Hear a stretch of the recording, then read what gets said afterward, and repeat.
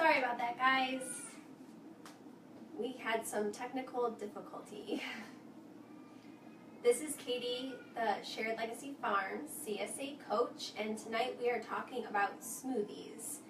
This is one of our exit strategies that a lot of our CSA members, especially our masters, tend to reference as a way to use up veggies and get a good, quick, nutrient-dense meal in when they're in a hurry. I think it's something that's super fun, super easy, and it's a great way to get children involved. I know that's always a concern, is how do I get more fruits and veggies into my kids? And so I think allowing them to help make a smoothie is kind of a great addition to those picky eater strategies that we've talked about before. So we've got a lot of stuff to kind of go through. I know there's a lot of confusion when it comes to smoothies, and there's really no specific rules when it comes to making a smoothie.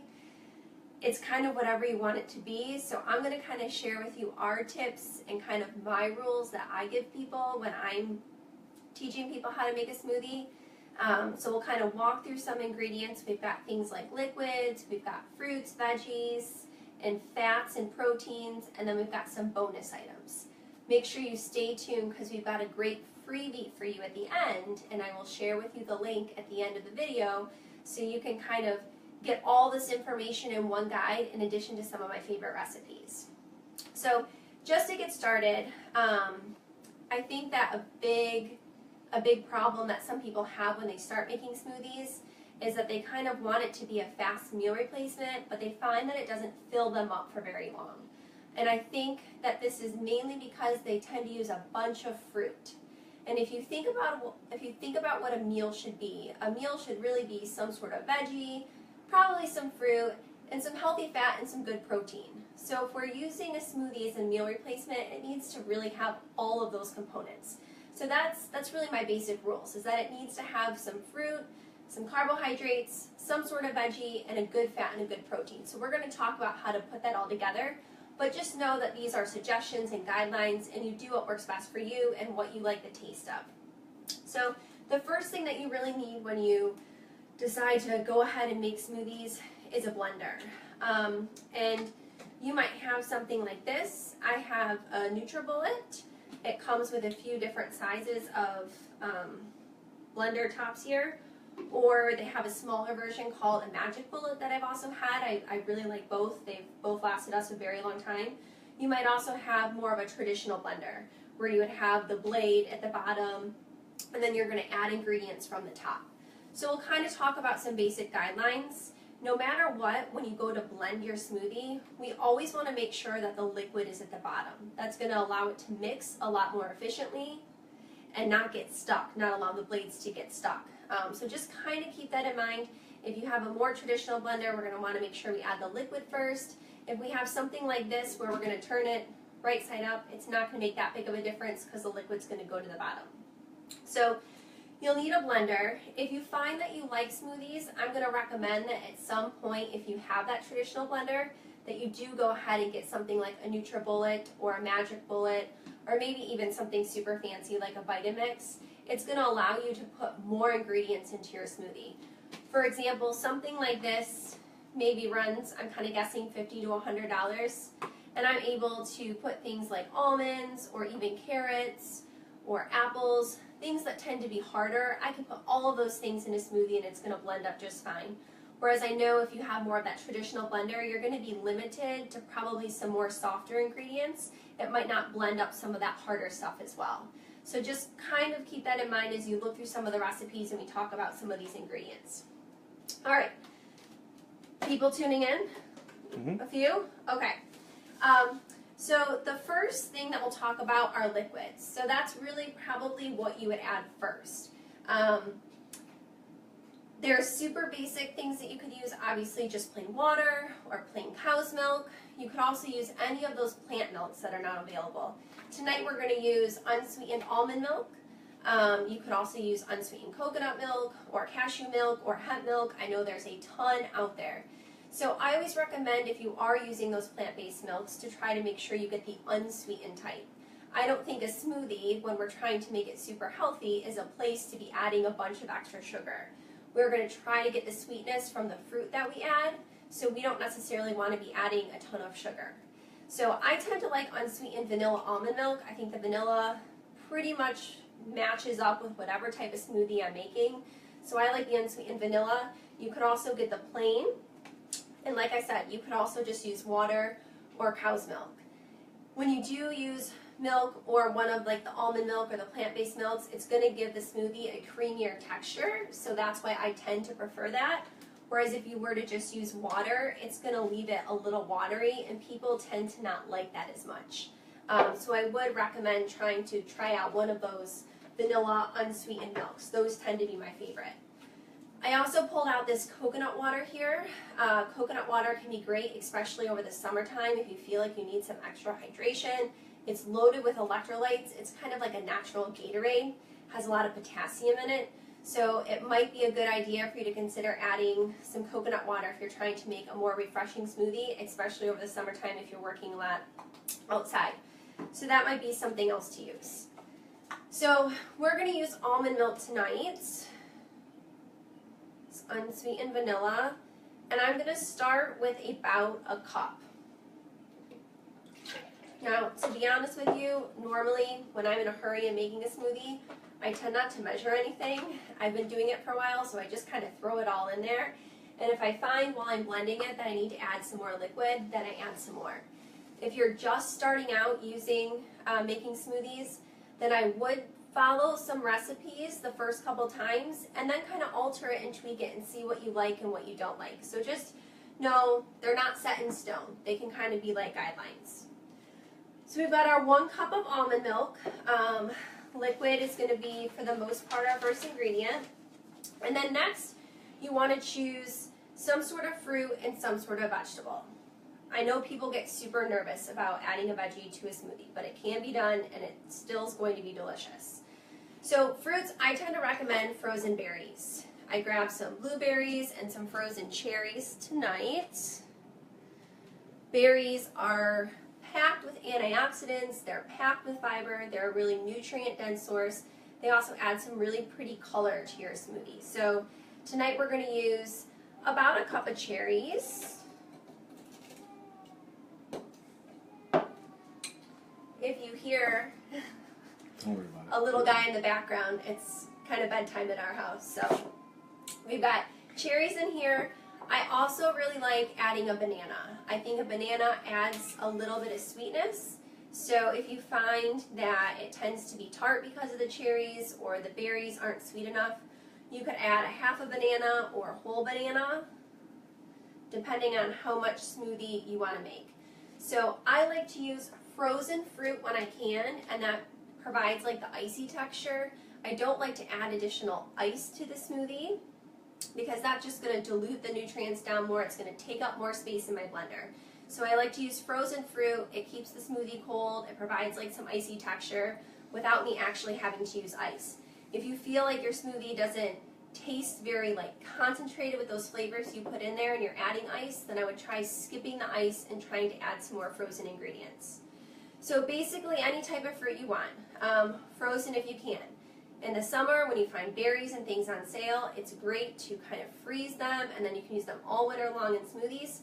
You can also freeze bananas as long as you peel them first. So if you peel a banana, throw the banana in a Ziploc, put it in the freezer. It's a great way to kind of store those bananas that tend to go bad fast. So we've got unsweetened vanilla almond milk, cherries, and bananas. Now next is going to be a veggie. Remember, my rule is we got to get a veggie in every meal, so I'm not going to skip it on my smoothie. The safest place to start is going to be spinach. So do not jump in to using kale or carrot tops or beet greens or things like that right away. Sometimes those can alter the taste of your smoothie a little bit and leave it a little bitter. And that's okay once you start to really love a green smoothie a little bit more. But spinach, I promise you, is tasteless. It will turn your smoothie green, but that's okay. I actually think that's kind of fun. So spinach is a great place to start. Start with about a cup of spinach, maybe half a cup if you're a little nervous about it. Eventually you'll be packing it in there, trying to get as many greens in as you can. So spinach is a great, safe place to start. Eventually you can kind of branch out and try some of those other greens. Tonight we're actually going to use beets, which I know also can make people very nervous. I have frozen beets. Actually, I have this bag here that I get. Frozen beets. This could also be a really great exit strategy over the summertime when you get beets with Shared Legacy Farms, to cook them, chop them up if you want, throw them in the freezer, and then you'll be able to use them in your smoothies whenever you want. Great way to get a dark colored veggie in, especially if your family's nervous about beets. So we're actually going to add these frozen beets to this smoothie. It also makes a really, really pretty color. So we've got cherries and beets in here that are going to make this like bright pink or bright red. So we've got our liquid, we've got our fruit, we've got a veggie. Next comes the protein and fat section. Do I have any other questions so far? Comments, tips, guys? Okay, hopefully we get some good tips in here. I know everyone is kind of different with their smoothies. So next we've got protein options, and protein really depends on the person. Like I said, I think the biggest mistake people make with making smoothies is that they try to do it for breakfast and they're hungry mid-morning. Protein and fat are what keep you fuller longer. So if we're just having a smoothie with a bunch of fruit, it's not going to keep you full for very long. Just like if you just had an apple for breakfast, you wouldn't be full for very long. So we've got to get some good protein and fat in here. Now for some people that might be a protein powder. I'm going to throw a scoop of just plain whey protein, so it comes from milk. It's plain unsweetened vanilla protein powder. I'm going to throw that in there. If you're not a protein powder person, that's okay. You could use plain yogurt, you could use almond butter, you could use peanut butter. I think plain yogurt's a really great way to go. Again, you would just want to try to get the plain to avoid adding some additional sugar to it. You could also add whole almonds, cashews, walnuts. Those are also going to give you some protein and some fat to help keep you full and kind of add some more substance to your shake. So kind of feel free to play around with that. If you're unsure if your blender is going to blend up, almonds or cashews, you might kind of start slow and kind of see how it goes. So we've got our protein, our veggie, our fruit. We're doing pretty good as far as like a whole meal goes here. I'm going to show you how I'm going to actually add these almonds at the end, but this is going to be kind of my smoothie for tonight. So that's our basics: liquid, fruit, vegetable, protein, fat. And then we get to what I'm going to say are all like the fun bonus things. And this is really where you get to kind of customize your smoothie depending on what you're in the mood for. And by no means are any of these things like mandatory or needed, but they're kind of fun things to have around to change it up. The first one, and I feel like these are kind of popular, are chia seeds. Chia seeds are a great source of soluble fiber, so that means they absorb fluid. So they're going to also help to keep you fuller longer. They're going to kind of gel up inside of you. I know that sounds scary.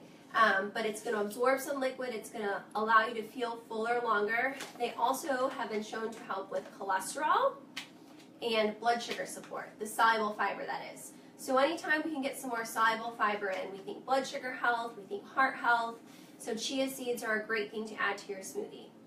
Because they are a soluble fiber, I will say they're going to make your smoothie kind of gel up a little bit faster if you let it set. So just know that. Start small with chia seeds. So maybe a teaspoon, work your way up to a heaping tablespoon, and kind of see how it goes. Just know if you blend up that smoothie with these guys in there and let it set on the counter, you're going to come back to like a pudding-like consistency. So you kind of have to drink it fast. Some other kind of fun extras. Raw cacao powder is like a raw chocolate bean. Raw cacao powder is actually loaded with magnesium, potassium, fiber, and antioxidants. It tastes like baking chocolate, so it's not sweet by any means. So I like to use cacao powder if, let's say, I'm making maybe more of a banana and spinach smoothie, maybe with some peanut butter, like that peanut butter, banana, chocolatey type flavor. I wouldn't tend to throw it in with like my beets or my vanilla protein powder. So just kind of play around with it a little bit and be cautious. We've also got things like greens powder that some people like to add. Don't have to by any means. It's basically just freeze-dried, like concentrated veggies. Some people feel like they might not be getting a lot of greens in, and this might be kind of like a fast way for them to add some to their diet. Spices. Spices are my next go-to. We think of spices with cooking all the time, but they're a great thing to kind of add to a shake to give it a little bit of spice and some extra kick. It's a great way to add some extra antioxidants and phytochemicals. So ginger and cinnamon are my two go-tos most of the time. We could even add a little bit of ginger. I would just be cautious with adding too much ginger at a time. It can kind of leave a spicy kind of kick to it. Some of the recipes in the freebie I'm going to give to you actually use some of these spices too. So spices, turmeric, cinnamon, ginger are all fantastic. You could also use fresh ginger, like grated fresh ginger, if you had a decent blender that you knew would blend that up. So we've got spices. Another great fat would be an avocado. If you have some avocados to get rid of, it'll kind of give it like a creamier texture. So avocados are great to add to smoothies. For flavor, some people will add some vanilla extract or almond extract. Those are also good options. I like, if I'm using a vanilla almond milk with maybe some coffee and some almonds, to add some vanilla extract. That's kind of fun coffee type smoothie that you can do. So vanilla extract, almond extract. The other thing that some people add is some sort of sweetener, like honey or maple syrup or even some sugar. And that's okay. I would just really recommend that you use those with caution. When we hear about the added risk of all the added sugar, I really don't like throwing even more sugar into a smoothie, knowing that I'm getting other sugar sources throughout my day. So if you feel like you need to sweeten it up, use a small amount of a natural sugar, maybe like something like honey or a little bit of maple syrup, but maybe try next time to transition to more fruit or more banana, or try to figure out what's leaving a bitter taste that might make you want more of that sweetness in your smoothie. So lots of different kind of bonus things that you can add. Any questions so far? Nope. All right, so we've got all of our ingredients here, and like I said, you put this one on kind of upside down, and then you flip it around. So I just kind of let this set for a minute to make sure I have the liquid going to the bottom there.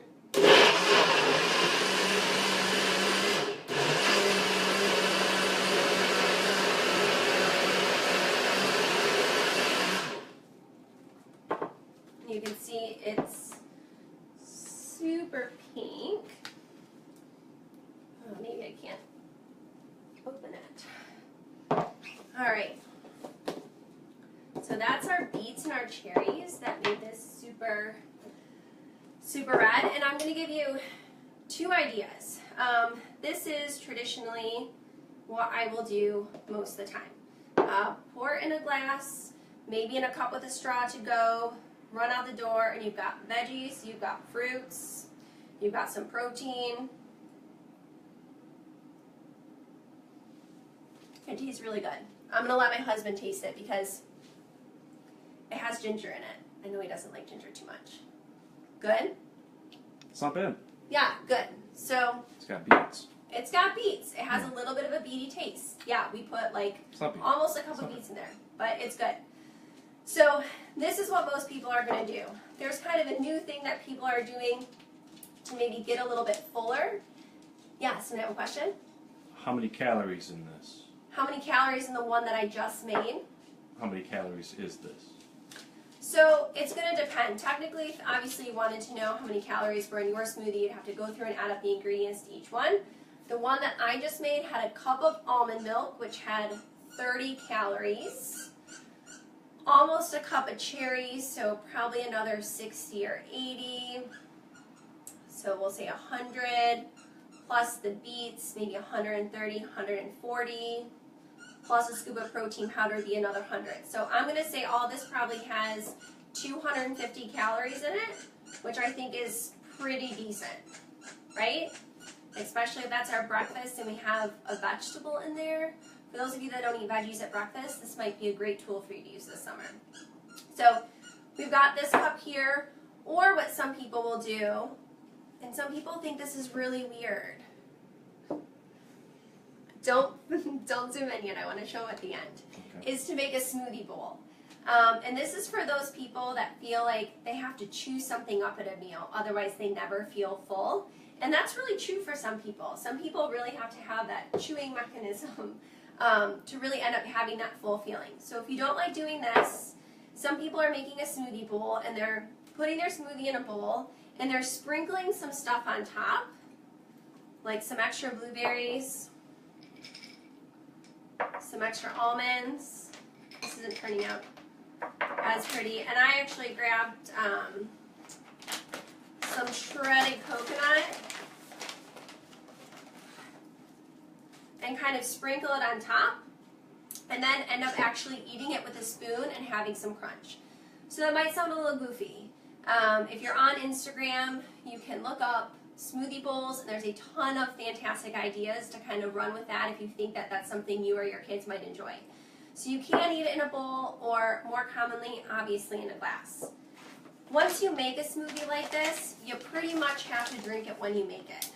If you let it set out or put it in the fridge for a few hours, it tends to separate. Some people don't mind that, and they might just shake it up and continue to drink it. I tend to mind that. I don't like it as much if I let it set out, so you usually want to drink it when you make it.